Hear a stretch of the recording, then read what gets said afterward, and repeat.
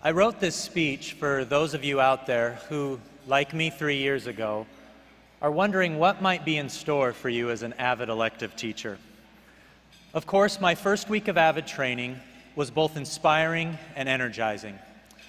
The tangible excitement of the AVID staff was contagious, and the stories told by the student speakers were genuinely moving, as I'm sure you'll find out here in a few minutes. It was the type of experience that reminds us of why we chose to become educators. Yet, at the same time, my initial exposure to AVID had another, more sobering impact on me.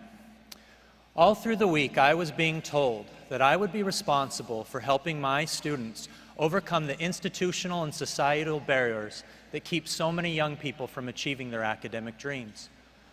I would have to teach a new curriculum that I was completely unfamiliar with, encompassing far-ranging topics. I would also be asked to create a classroom atmosphere where my students felt safe and respected, perhaps even loved, much like the supportive family many of them never had. To be honest, I left Summer Institute with enthusiasm, curriculum manuals, and a big pit in my stomach. I didn't truly grasp the severity of my situation until a few weeks later, when I received my first set of AVID progress reports. If you're smiling, you know why I say that. It seemed that for every A, there were a few Bs, too many Cs, a D, and maybe even an F. I was a little devastated. My original goal of contacting each teacher every time a student had a below-average grade was quickly crushed by the constant ringing of school bells. Meanwhile, I did try to piece together a meaningful and engaging experience for my students. And as I became more familiar with the curriculum and with my students, things got better. Yet, even as I noticed many of the students benefited tremendously from the program, there were others that would make poor decisions that I knew would impact them negatively. Others still faced difficult obstacles over which they had little control. The roller coaster of success and setback was often frustrating and always tiring. Little did I know that the ride was only just getting started. It wasn't long before one of my students began having psychosomatic seizures in class, induced by the stress of having lost all of her family members, including a sickly grandmother who died later that year. That spring, one of my students was diagnosed with a heart murmur and had to go emergency heart bypass surgery. The next year, their junior year, one of my students was diagnosed with advanced kidney failure, and she was hospitalized for over a month. I remember walking out of Phoenix Children's Memorial Hospital one afternoon, quietly contemplating the incredible tide of adversity my little AVID class was being faced with. These students faced parental divorce, unplanned pregnancy, issues with legal status, severe economic trials, loss of immediate family members. Sometimes I thought that instead of calling it the AVID elective class, they should call it Intro to Job. Yet, just as certainly as you will face difficult moments as an AVID teacher, you will also have the opportunity to share in the joy and success of your students. I will never forget how much fun we had traveling all night from Phoenix to Universal Studios, only to get back on the bus at the end of the day and drive back home through the night.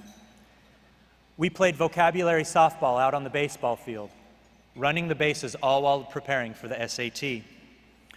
I remember the day that 2 of my students were named Horatio Alger Scholars.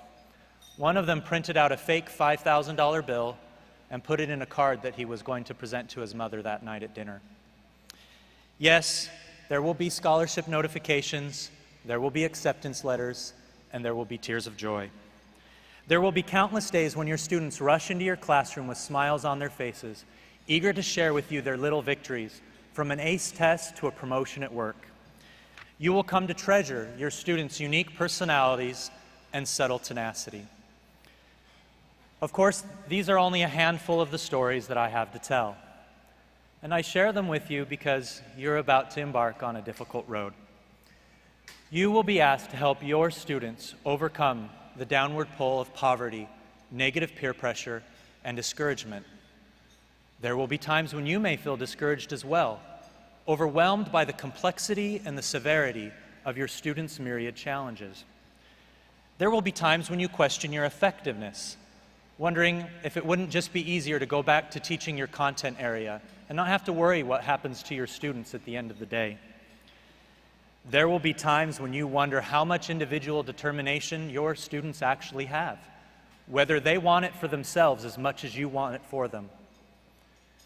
Yet it is precisely at those moments when you feel alone on that road that you will look and notice a group of students trudging along beside you. They have doubts and fears of their own. They have 100 reasons to give up too. Still you walk on together, pushing each other forward. Somewhere in that mutual striving, teacher and students, you will have the opportunity to do something incredible and rare. You will inspire and you will shape future lives and destinies. It will not be because you did things perfectly. It will not be because you had all the answers. It will be because you never gave up your hope and belief that every student is worth the effort, regardless of the outcome. That is what your students need to know and feel most of all, and they will love you for it. Thank you, AVID, for helping me to learn that lesson for myself.